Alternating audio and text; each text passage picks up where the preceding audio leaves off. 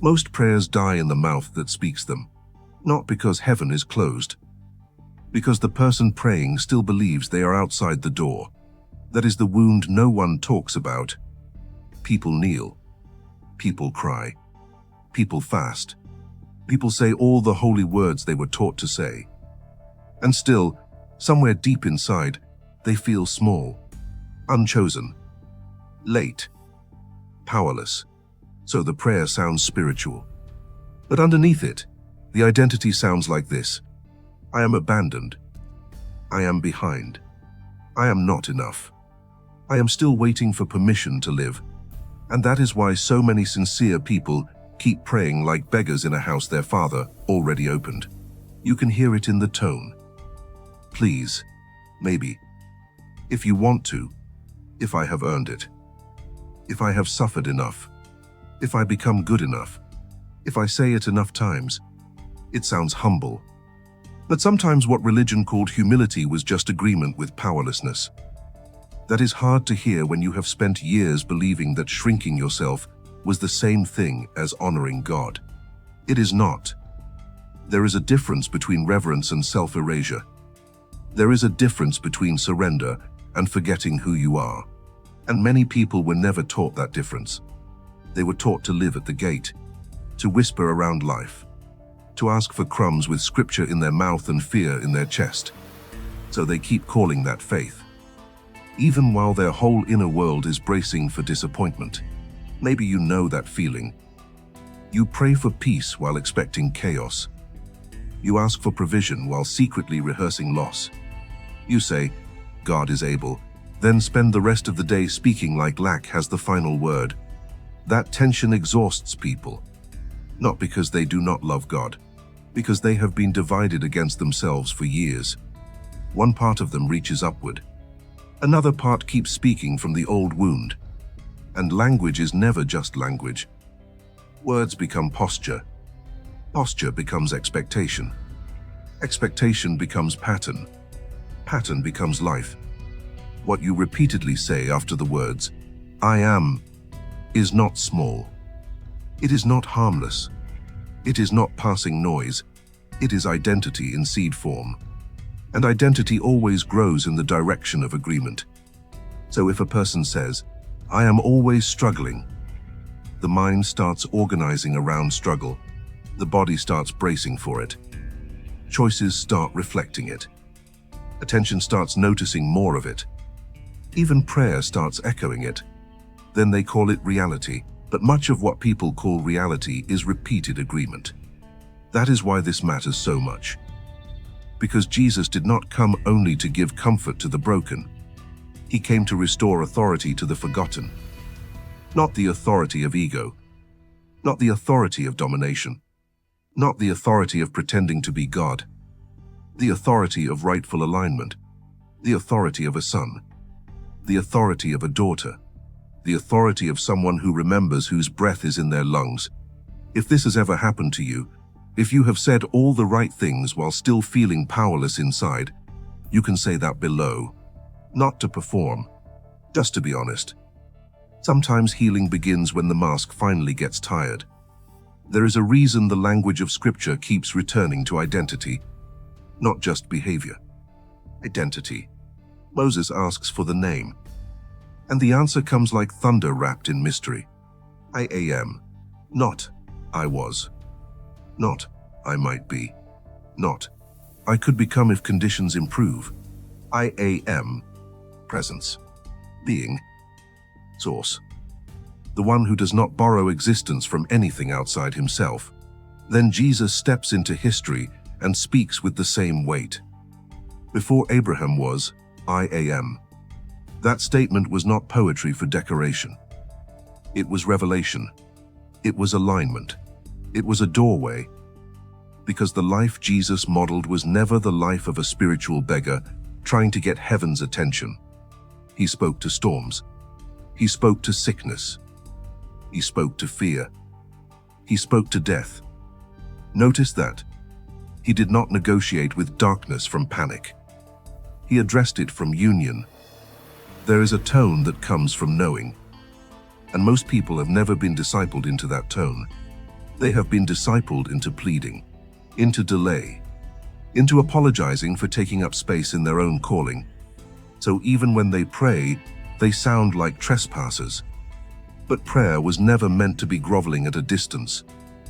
Prayer is agreement. Prayer is alignment.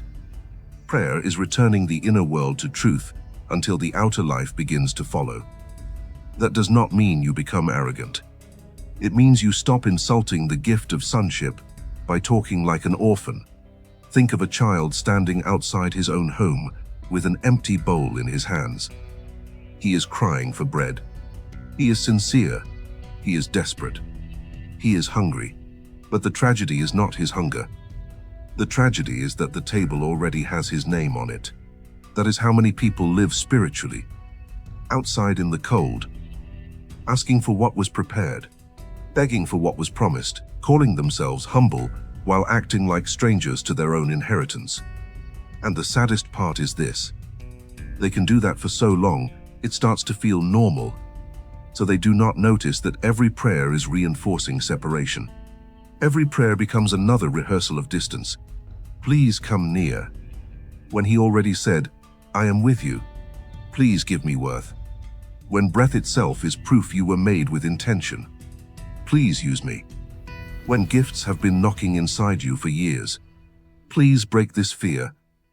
While your own mouth keeps introducing you to fear every morning. That is why the battle is not only around your circumstances. It is around your identification. Who are you when the bank account looks thin? Who are you when the opportunity delays? Who are you when no one claps? Who are you when the old story tries to reclaim your name? Because if your identity changes every time pressure rises, then pressure is still your teacher. But when identity roots deeper than circumstance, something shifts. Then you do not speak from the wound. You speak to it. You do not ask lack to define the season. You confront it with alignment. You do not deny the facts. You deny the facts the right to name you. This is where many people get nervous. They hear I am language and think it sounds too bold. But false humility has harmed more destinies than holy confidence ever did. There is nothing arrogant about agreeing with truth. There is nothing prideful about speaking from covenant instead of panic. There is nothing unspiritual about saying, I am provided for, while still building, stewarding, working, and trusting through the process. In fact, that may be the first honest thing you have said in years, because I am is not a magic trick. It is not manifestation theater. It is not pretending your problems do not exist. It is not using words to escape responsibility. It is choosing the deepest agreement. It is speaking from who God says you are until your thoughts, emotions, habits, and actions stop fighting that truth. When a person keeps saying, I am broke, they rarely mean numbers alone. They mean identity.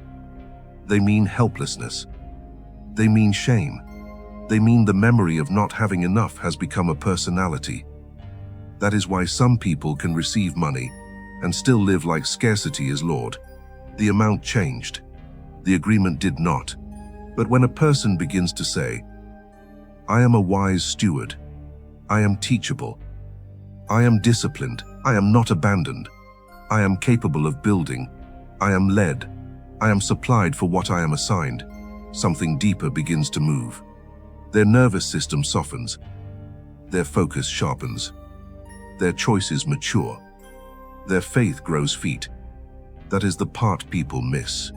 Identity-based prayer changes action. Because the tongue does not only reveal the heart, it trains it. And if this message is striking something true in you, you can leave a quiet like as your way of saying yes. Not to me, to the part of you that is tired of speaking against your own life.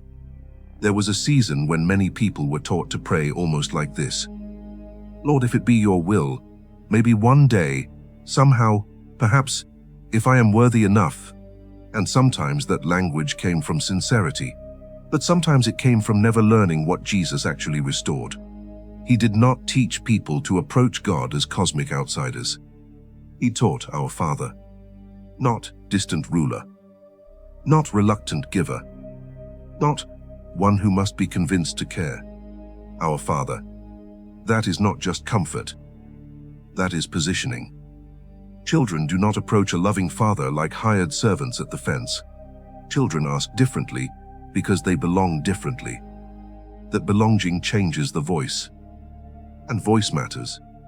A weak identity can memorize strong verses and still speak with the energy of defeat. A restored identity can whisper one sentence in alignment and break years of inner agreement with fear. This is why some prayers feel empty, no matter how long they are. Too many words. Not enough alignment. You can say holy things while your soul is still kneeling before the wrong name. Failure, rejection, delay, debt, abandonment, unworthiness. Those names have ruled many inner worlds for years. And then one day truth arrives, not always loudly, but clean. You are not what broke around you. You are not what left you. You are not the season that reduced you. You are not the labels spoken over you by tired people with wounded mouths. You are not even the worst sentence you have repeated about yourself. This is where the turn begins. Not when circumstances become perfect. When language stops serving the old master. When I am cursed becomes I am covered. When I am lost becomes I am led. When I am behind becomes I am in process. When I am always struggling becomes I am learning to move with wisdom, courage, and supply. Some people will hear that and say it sounds too simple, but entire lives have been shaped by sentences. Whole households have been governed by one dominant confession. Children raised under, "We never have enough." Carry that tone into adulthood. Men shaped by "nothing works for us" start expecting collapse before they begin. Women taught to diminish their voice call that modesty, while their calling starves in silence. So no, language is not small. It is architecture. And the phrase "I am" sits at the foundation. Use it carelessly, and you reinforce the prison. Use it consciously, and you begin rebuilding from the inside. This is one reason I wrote the Quantum Bible Wealth Code. 7 Ancient Scripture Keys to Break Debt, Rewire Your Financial Mind, and Position for the 2026 Wealth Transfer, along with the workbook. Not as a shortcut, not as hype, as a practical and spiritual guide for people who know they need a deeper rewrite than budgeting alone. If that speaks to your season, the link is waiting in the description and first comment. Because debt is not only numerical. Sometimes debt is emotional, mental, generational. Sometimes people owe years to fear. They owe energy to shame. They owe their future to a version of themselves that no longer deserves authority. And one of the first ways that debt begins to break is through redeemed speech. Not empty affirmations. Consecrated agreement. There is a difference. Empty affirmations try to decorate denial. Consecrated agreement faces reality and still refuses to crown it. That is what Jesus modeled. When he stood before lack, he blessed. When he stood before storms, he spoke. When he stood before the tomb, he called life by name. That is authority. Not noise, clarity. Most people think authority is volume. It is not. Authority is what happens when inner agreement becomes so clean that fear no longer edits your voice. And that may be the real invitation here. To stop letting fear edit your prayers. To stop calling yourself weak because you felt tired. To stop calling yourself cursed because the season was hard. To stop calling yourself forgotten because the answer did not come on your timeline. To stop using the language of the wound as if it were the language of wisdom. Some of you have been faithful, but your self-talk has been discipled by loss. That is why your spirit is hungry even when you keep showing up. Because part of you knows the voice you are using is not your true one. You can feel the friction. The real you rises in prayer. The conditioned you drags the old script back in. That conflict is exhausting. But it is also revealing. It means the false identity is no longer fitting comfortably. Good. Let it become uncomfortable. Let the old language feel foreign in your mouth. Let "I am nothing" start sounding like a lie. Let "I am just unlucky" start sounding beneath your discernment. Let "I am destined to struggle forever" start losing its hypnosis. This is how renewal begins. Not always with thunder, sometimes with one brave sentence spoken in private. I am still loved. I am still chosen. I am not abandoned. I am learning. I am under grace, not under shame. I am becoming trustworthy with what is coming. I am not speaking from the pit anymore. That last one matters, because many people pray from the pit and call it realism. But realism without revelation becomes bondage. The point is not to ignore pain. The point is to stop enthroning it. There is a holy seriousness in that. A person can spend years asking God to change a season while refusing to change the name they keep answering to. And once you see that, you cannot unsee it. Prayer changes when identity changes. You stop asking like a beggar. You start standing like one entrusted. You stop pleading from panic. You start speaking from relationship. You stop trying to earn access. You start moving as someone who was brought near. If you are one of the people who feels that shift happening, subscribe. As a doorway into deeper, remembering with others who know, there is more beneath the surface than religion ever explained. And for those who quietly support this space through membership, thank you. It helps keep this work alive, and members receive early access to new videos as they arrive. That support is felt with real gratitude. Now slow down for a moment. Feel what happens in your body when you say, I am helpless. Then feel what happens when you say, I am held. One collapses the chest. One opens it. One trains retreat. One invites response. That is not a small difference. That is a different spiritual atmosphere. And atmosphere becomes action. Because something in you is tired of bowing lower than truth requires. You were not made to perform spiritual starvation in front of a generous God. You were not made to speak like heaven is reluctant. You were not made to use your mouth as a weapon against your own assignment. You were not made to carry a royal inheritance with the vocabulary of exile. The invitation is simple. Watch your I am. Not obsessively. Reverently. Guard what comes after it. Because what follows those two words is often the doorway you either open or close all day long. I am forgotten. I am failing. I am trapped. Or I am guided. I am being refined. I am still provided for. I am becoming who this season requires. One language drains authority. The other restores it. And maybe the prayer you need now is not longer, just truer, not louder, more aligned. Not a performance of desperation, a return to identity. So the next time fear pushes you to speak like a beggar, pause. Remember the table. Remember the name. Remember the Christ who did not teach distance, but union. Then answer life from there. I am. Not as ego, as agreement. And if this awakens something a little deeper than information, pass it on. Someone you love may still be standing outside a door that was never locked. This message was never meant for one person alone.